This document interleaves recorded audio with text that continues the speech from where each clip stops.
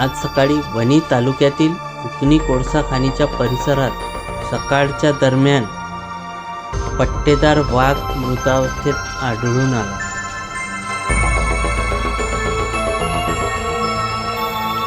ही वार्ता परिसरात पसरल्याने बघ्यांची मोठी गर्दी झाली.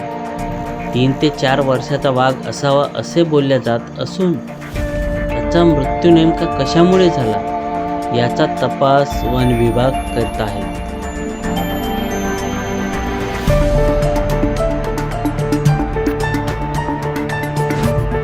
हा वाघ कित्येकदा भ्रमण करीत असताना तेथे स्थानिक लोकांना आढळून आला होता.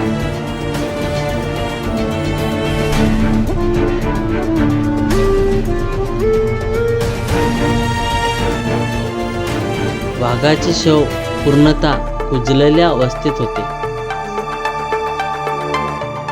वन विभागाच्या कर्मचाऱ्यांनी घटनास्थळी धाव घेत पंचनामा केला.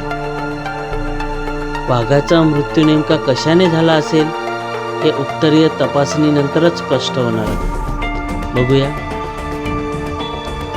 विदर्भ माझा.